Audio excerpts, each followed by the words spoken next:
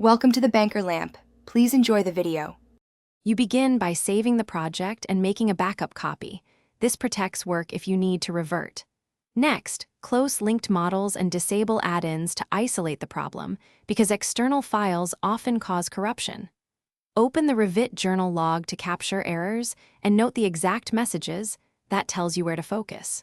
Once done, restart Revit in safe mode and open the backup. This gives a clean environment to apply targeted fixes without risking the current file.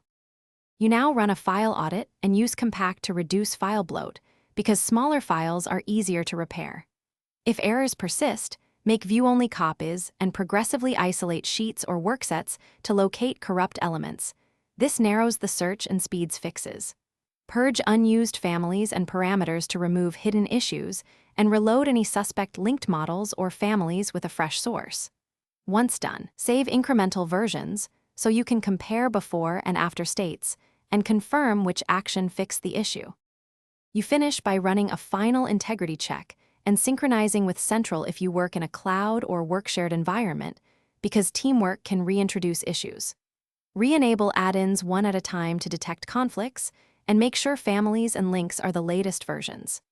If problems continue, export core geometry to a new project or use IFC/DXF as a recovery path. That often rescues the model. One key troubleshooting tip: if you hit repeated corruption, revert to the last known good backup and compare changes to isolate the culprit. Thanks for watching. If this was helpful, leave a like and consider subscribing. See you next time.